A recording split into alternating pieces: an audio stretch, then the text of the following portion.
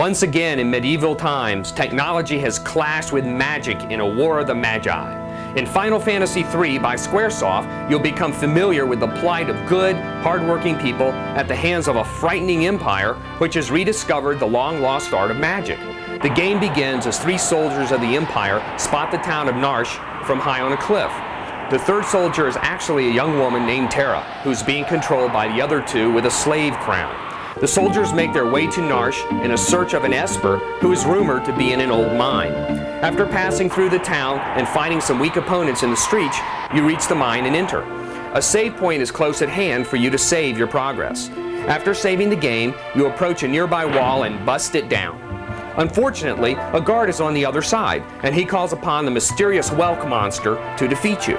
Whelk is actually a supernatural turtle look-alike with the ability to store energy in its shell. Only attack the head if you want to survive. When it disappears, heal your party members, or just wait until the head returns before giving it another 3 hits. After the battle with Whelk, you'll encounter the Esper. Espers are simply frozen creatures on the surface, but they are so mysterious there must be something more to them. This Esper zaps soldiers Wedge and Vix, saving its final attack for you. You wake up, unaware of what has just happened. You're in a cozy bed, and an old man who found you begins to explain that you are being controlled by a slave crown. Before you're able to remember anything, soldiers knock on the door, demanding to enter. The old man helps you slip out the back door, but the soldiers see you on your way to the mines again. Enter the mine quickly and save your game. Explore the mines thoroughly. The first treasure chest houses a phoenix down, while the second nearby chest contains a sleeping bag. Proceed through the mines. Uh-oh, the soldiers have caught up to you. Luckily, you escape them through a hole in the ground, but your fall knocks you unconscious. Your dreams reveal a time when you were being trained by Emperor Gestalt to fight in machines. Meanwhile, the old man sends his good comrade Locke to the mines to assist Terra. Since Terra is unconscious, you'll need to defend her by fighting all the oncoming soldiers before they reach her. The great Moogles will step in and give you a hand, especially when you fight the leader. Attack the leader first, then defeat the Lobos. After this battle, Locke will carry poor Terra out of the mines. Terra awakes near the exit, which Locke says is a secret to most people. With the Empire behind you for the time being, enter the beginner's training house near the edge of the Narsh village. Inside, you can replenish your life fully at the recovery pot and save the game at a save point. Explore the rest of the building, then leave Narsh and set out for a quick journey to Figaro Castle in the desert. King Figaro fixated on women, and he especially likes Terra. When the king finally leaves the room, explore the castle to find treasures, item shops, and an inn. During your exploration, you will discover that Figaro and his brother Sabin's father is dying. Return to the throne room to find King Figaro, and soon the game will be interrupted by the arrival of a very majestic presence, Kefka, the loyal servant of Emperor Gestalt. Kefka is a character.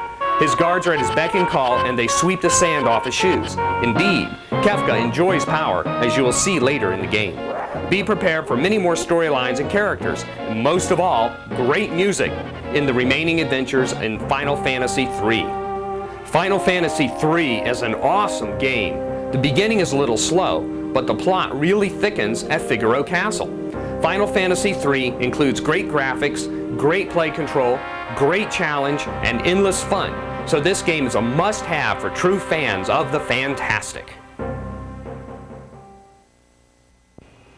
You're all probably nearing the end of Final Fantasy III, so we thought you'd enjoy a blast from the past of the early adventures in the game. At one time, Kefka had arrived at Figaro Castle looking for Terra.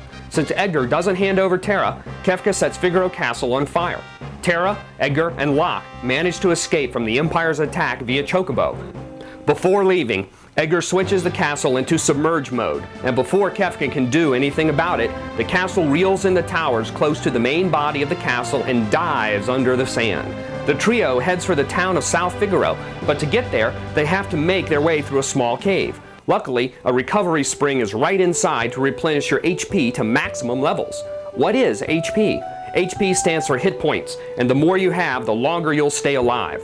Upon exiting the cave, travel southeast for a short distance until you reach South Figaro. There's lots to do in South Figaro. Check all the barrels and secret places to find hidden items like tonic, a recovery potion. You'll return here later in the game to tie up loose ends, but for now you should update your weapons and armor and stock up on tonic at the item shop. If you can afford it, buy 20 or more of them. The big mansion on the northern end of the town belongs to Alzer, and there's a secret passage behind the bookcase in the bedroom. Enter the secret passage to find Alzer's basement.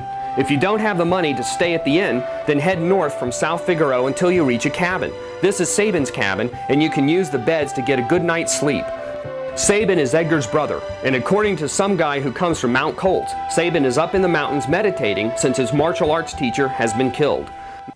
On one side of Mount Colts, you'll run into a very nasty enemy, Vargas. Vargas is the son of Sabin's martial arts instructor, and he's jealous that Sabin was chosen to succeed his dad. Vargas can be defeated with Sabin's Blitz command. You'll probably notice that Sabin looks like Guile from Street Fighter 2. Check out that wild hairdo. Don't be surprised if some of his moves remind you of Guile's.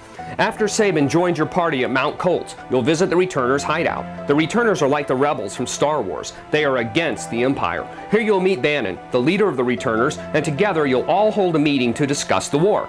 Everyone agrees that Terra's magical powers are their only hope. Terra has to make a difficult decision at this point of the game. Using her magic hurts her body, but using her magic is the only way to stop evil. Once Terra decides to join, a desperate messenger arrives with the news that the Empire has attacked South Figaro and is heading this way. It's time to make a quick escape via raft on the Leyte River. In 2 places during your wild ride, you'll be able to choose which way to go. At the first river bend, go north, and the second time, go left. The biggest problem in the Leyte River is not the water, it's what's in the water. Ultros, to be specific. Winner of Nintendo Power's Best Villain Award, Ultros is a crazy octopus who will follow you throughout much of the game and surprise you with many unexpected appearances. During the battle with Ultros, be sure to employ Bannon's health spell on every round. In all the chaos, Sabin ends up in the water and is carried away by a swift current. Will you ever see him again? Tune in next time and you'll find out.